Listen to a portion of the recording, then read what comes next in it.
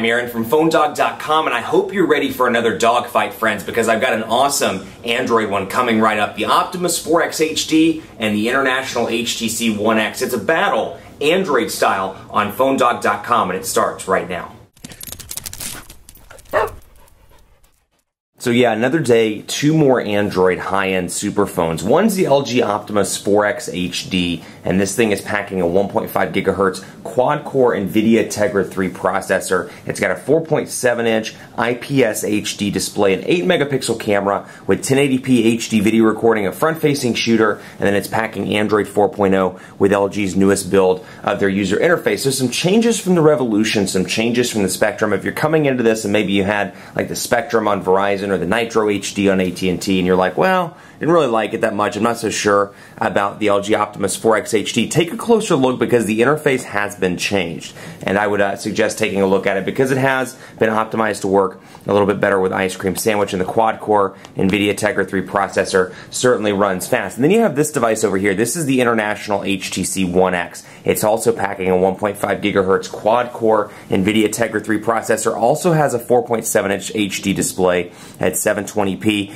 Beautiful unibody design here. Let me put my hand behind it so you can really see. Absolutely gorgeous design. 8-megapixel camera with 1080p HD video recording on the back, and a lot of cool things as a result of HTC's ImageSense technology. You can take burst mode shots. You can do a bunch of cool things, which we'll talk more about in part 2. But before we get into that, some love to Best Buy Mobile for hooking us up with US-based phones for U-Star One Paw Bandit giveaway game, which we turn around and give to you on the site. When you go into Best Buy Mobile, you'll walk out working. They'll help you set up your email, your web, your contacts, your settings, and more. So when you walk out the door, you're good to go at Best Buy Mobile. And you gotta forgive me, I apologize. I think my voice is actually going. I think laryngitis is on the way.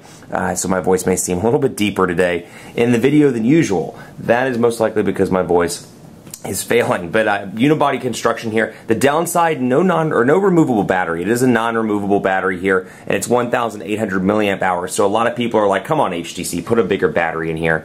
And if you want the bigger battery, I'd suggest taking a look at the Evo 4G LTE on Sprint. Has a little bit of a bigger battery, 2,000 milliamp hours as opposed to 1,800. You've got your micro USB charging port over here, your volume rocker on the right side, 3.5mm headphone jack and power button up top, and then over here you've got nothing on this side. You've got your volume rocker on the left, 3.5mm headphone jack, power button. This thing is packing a 2,150 milliamp hour battery, and it is non-removable. So if you're somebody that lives off that charge, a couple of things I'll point out about the Optimus 4X HD. First of all, it's easy to charge. It charges very, very quickly. It's the first Android device I can say rivals the iPhone just in terms of charging speed. That's the one thing, if you're a traveler like me, you're a road warrior, I absolutely love the fact that, when I plugged in the iPhone, 15-minute charge would get me, 20-30%. Kind of the same thing over here, pretty fast over here. Not so much the case on the One X, but it does charge relatively quickly. I've been really impressed with standby times on this device. So HTC Sense 4, Android 4.0 running on both, but Sense 4 over here, LG's user interface over here. And because they're both international builds, you don't get a lot of carrier bloatware pre-installed on either one of these devices. So we'll take a look at what comes installed. On this one, 7 digital over here.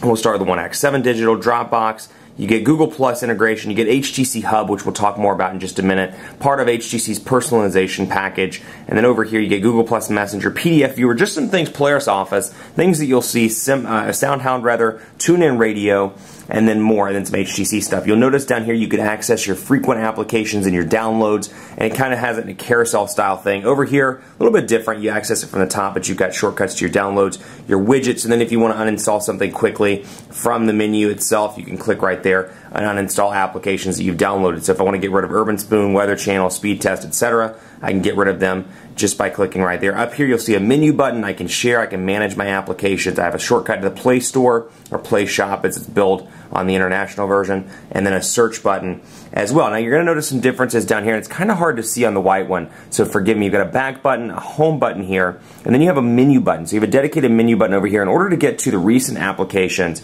you got to do it like this, and then remove them from there. You press and hold the home button. The menu button kind of accesses what this would access over here. You don't have a dedicated menu button on the One X. What you do have is a recent applications button, and you can see HTC's implementation of recent apps. So it looks a little bit different in comparison to what you would see on stock Android. Not to say that either of these are stock Android, but this is what it looks like on Android 4.0 out of the box.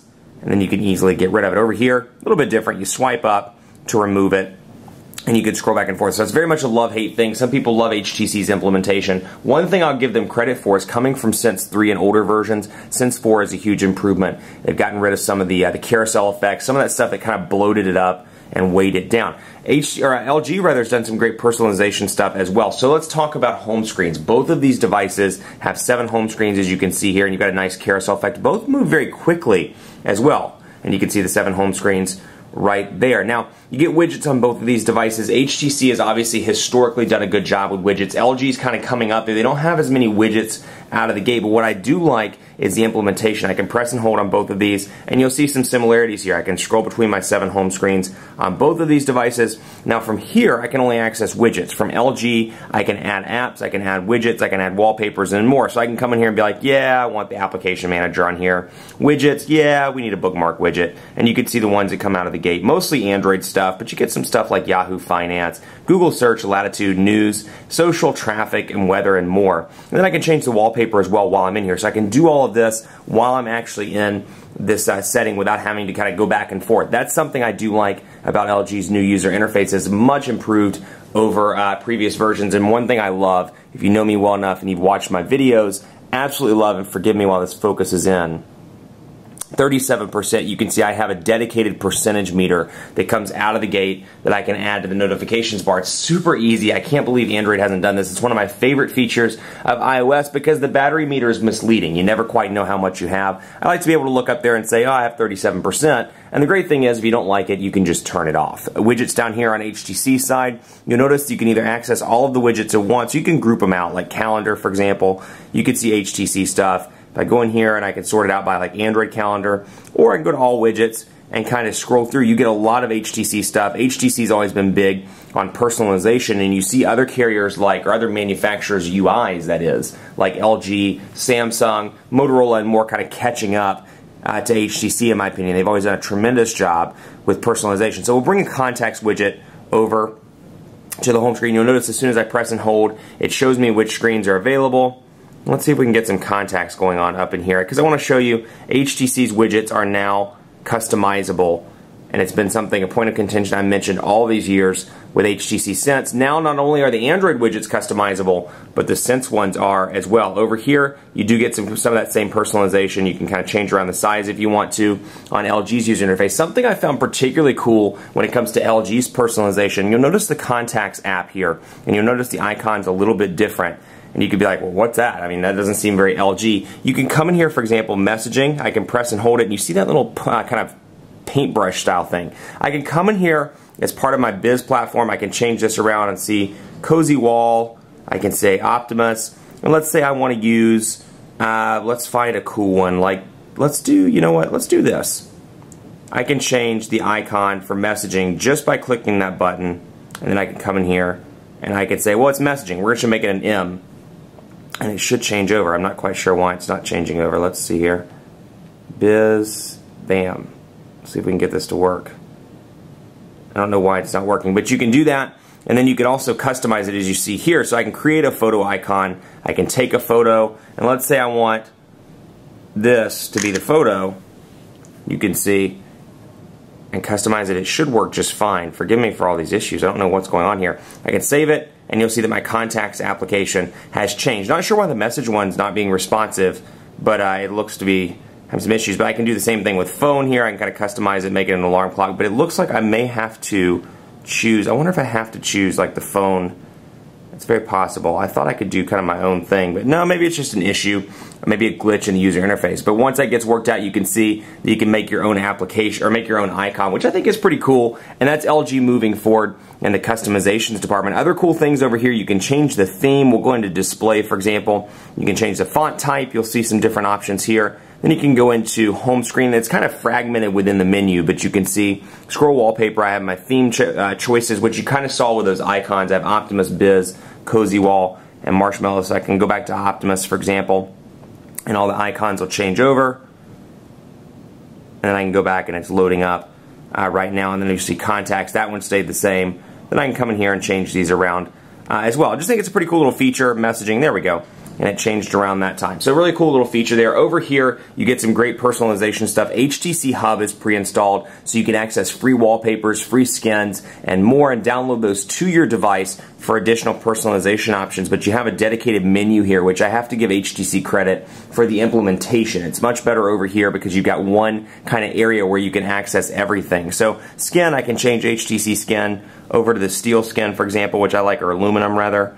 I can apply that and let that do its thing. And like I said, Get More will take you to HTC Hub where you can download additional skins, and that's always really nice. So it's loading up here, and you can see, bam, there we are back in the steel. And you'll see some different changes to the clock and things like that.